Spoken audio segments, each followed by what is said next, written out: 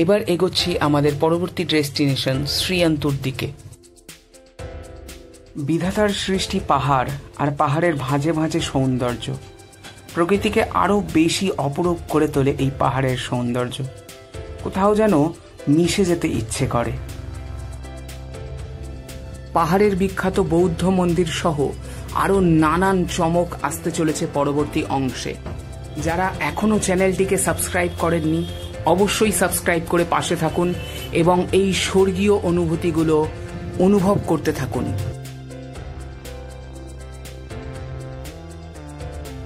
এই পয়েন্ট থেকে কিন্তু সানরাইজ এবং সানসেট দেখার খুব ভালো জায়গা, এবং ওভারনাইট যারা পার্টি করতে চান, মজা করতে চান, এইখানে কিন্তু বিভিন্ন হোটেল এবং স্টে আছে, যেখানে পয়সার বিনিময়ে আপনারা সারা রাতের খাবার এবং আনন্দ নিতে পারেন।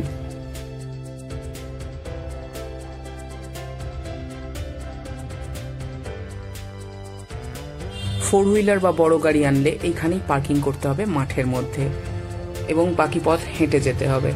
আর যদি দু চাকা যে কোনো গাড়ি আনেন তাহলে কিন্তু উপরেও দু চাকার পার্কিং আছে।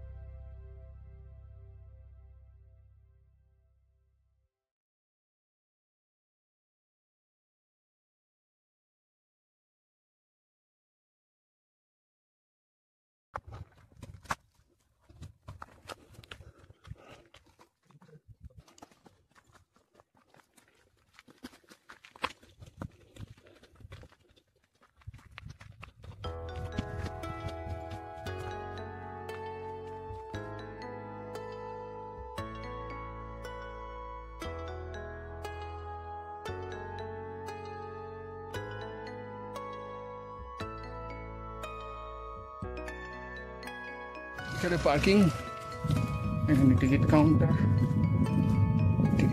থেকে টিকিট কাটতে হবে।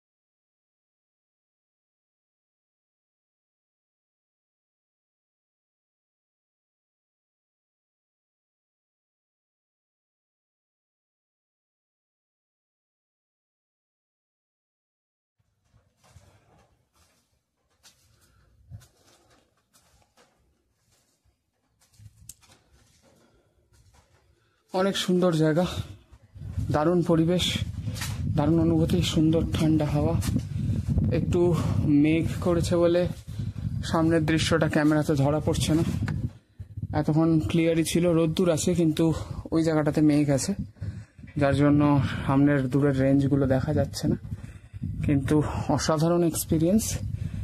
আর তবে একটা কথা আমি বলতে চাইবো, অবশ্যই যাদের দমের কষ্ট আছে এবং যাদের হাঁটুর সমস্যা আছে, কোমরের সমস্যা আছে, হাঁটতে যাদের প্রবলেম এবং শ্বাসকষ্ট যাদের আছে, দম নিতে যাদের প্রবলেম, একদম একদম স্ট্রিক্টলি তারা অনুগ্রহ করে এই জায়গায় আসবেন না। বিভৎস উঁচু।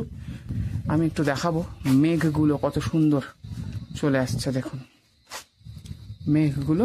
জাস্ট আমরা এখানে পরিষ্কার ছিল, রোদ ছিল, মেঘ ঢুকে গেল, মেঘ ঢুকে গেল, মেঘ মেঘ রোদ্দুর ছিল, জাস্ট মেঘ ঢুকে গেল, আমাদেরকে ছুঁয়ে চলে যাচ্ছে মেঘগুলো। অসাধারণ অসাধারণ অনুভূতি, অসাধারণ অনুভূতি। ক্যামেরায় আমি জানি না কতটা বোঝাতে পারছি, কিন্তু জাস্ট যারা সক্ষম হবেন, যাদের অসুবিধা হবে না, তারা মাস্ট ভিজিট প্লেস। এটাকে বলছে অন্তুশ্রী, নেপাল করিডোরের এপারে, অর্থাৎ নেপালের মধ্যে পড়ছে, আউট অফ ইন্ডিয়া। যারা আসছেন তারা কিন্তু এই জায়গাটা অবশ্যই ভিজিট করবেন, অসাধারণ জায়গা। মেঘটা ক্রস করে চলে যেতেই আবার রোদ্দুর দেখা গেল, আর সামনে পাইন ফরেস্ট থেকে ভেসে আসছে ঝিঝি পোকার ডাক। জাস্ট প্রকৃতির যে অসাধারণ খেলা, মেঘ ছায়া রোদ্দুর, চোখে না দেখলে অনুভব করা যাবে না। যতই ক্যামেরা নিয়ে আসা হোক, যতই যা করা হোক, আবার মেঘ চলে আসছে, আবার মেঘ চলে আসছে। দূরে ঝিঝি পোকার শব্দ আশা করি শোনা যাচ্ছে। অসাধারণ জায়গা। এখানে আমি এসে দাঁড়িয়েছি, আমার আর ইচ্ছে করছে না আমি এখান থেকে নামি, ইচ্ছে করছে না এখান থেকে বাড়ি যাই, ইচ্ছে করছে না আবার সেই ডেলি রুটিন ফলো করি, ইচ্ছে করছে না আবার সেই রোজগার জীবনে ফিরে যাই। কিন্তু এই ঘোরার ভালো অনুভূতিগুলো আছে বলেই জীবন এতটা মধুর। এগুলো হয়তো সব সময় পেলে এগুলো আমাদের কাছে একঘেয়ে হয়ে যেত, এগুলোই আমাদের কাছে কাজের মতন লাগতো, কষ্টদায়ক হয়ে যেত। কাজের ফাঁকে পেয়েছি বলে সুখদায়ক, আরামদায়ক।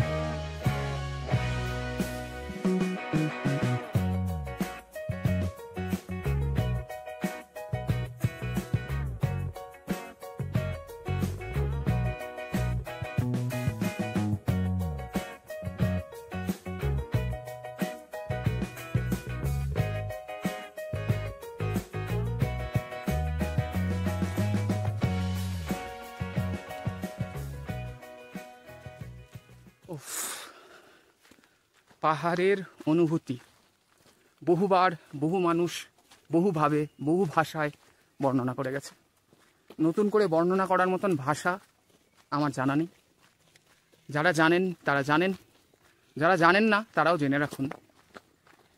পাহাড়ে যে অনুভূতি আপনি একবার পাবেন, পাহাড় ছেড়ে যাওয়ার আর মন করবে না। মনে হবে সমস্ত কিছু ছেড়ে জগতের মায়া কাটিয়ে যেন স্বর্গে চলে এসেছি। কিন্তু এটাও আমাদের পৃথিবীরই অংশ। ভগবানের সৃষ্টি যে কি হতে পারে তা পৃথিবীর বিভিন্ন স্থানে ছড়িয়ে ছিটিয়ে আছে। দর্শন করলে সেই স্থানগুলো বোঝা যাবে।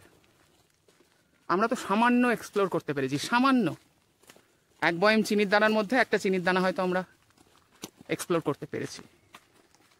একবার ভাবুন, আপনার কাছে একটা বয়মে ভর্তি চিনির দানা আছে, তার থেকে একটা চিনি খেয়ে আপনি ভাবছেন যে অসাধারণ। তাহলে আপনার পুরো জীবনে যখন সেই পুরো বয়মটা শেষ করবেন একটা একটা করে চিনি খেতে খেতে, তাহলে আপনার জীবনের অনুভূতিটা তখন কি হবে? সুতরাং জীবনে সম্ভব হলে ঘুরতে থাকুন, ভালো থাকুন, সুস্থ থাকুন, মন খুলে বাঁচুন।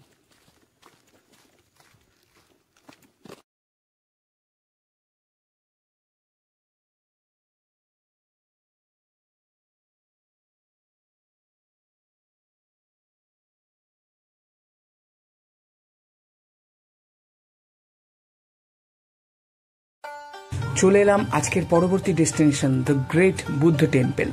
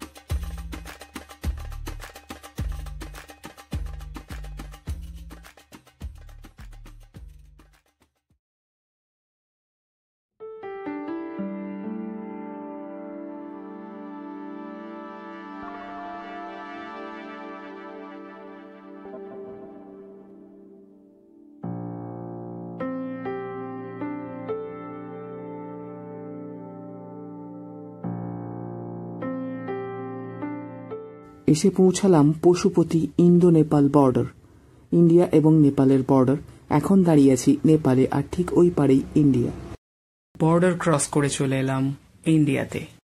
নম নম নম সুন্দরী মম জননী বঙ্গভূমি, গঙ্গার তীর স্নিগ্ধ সমীর জীবন জুড়ালে তুমি। Welcome to India.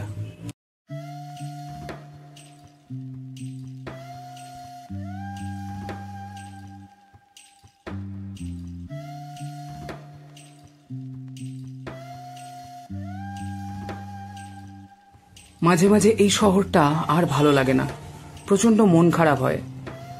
রাস্তায় গাড়ি ঘোড়া, মানুষের ভিড়, জঞ্জাট, খুবই বিরক্তি লাগে। কোনো কিছুতেই যেন আর ভালো লাগে না। ফুচকা কিংবা স্বাদের বিরিয়ানি অথবা প্রিয় খাবার কোনোটাই মনকে আর শান্ত করতে পারে না। আর ঠিক তখনই মনে হয় এক ছুটে পালিয়ে যাই এই শহর ছেড়ে ওই দূরে পাহাড়ের ঢালে, পাইন গাছের ছায়ায়, যেখানে গাছের পাতার ফাঁক দিয়ে লুকোচুরি খেলে যায় মেঘ আর রোদ্দুর।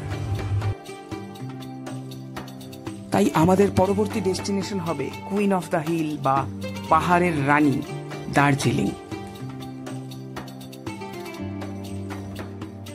দার্জিলিং এ থাকছে নানান চমক, সেই চমক নিয়ে কিছু বলারই নেই, তার জন্য দেখতে হবে পরবর্তী ভিডিও। আজ এই পর্যন্তই। সাবস্ক্রাইব করে পাশে থাকবেন এবং বন্ধুদের সাথে শেয়ার করতে ভুলবেন না। দেখা হচ্ছে দার্জিলিংয়ে।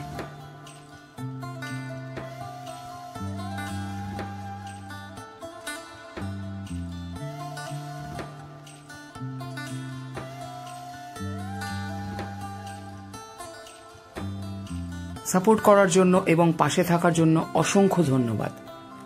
সুস্থ থাকবেন, ভালো থাকবেন এবং আমার ভিডিও দেখতে থাকবেন।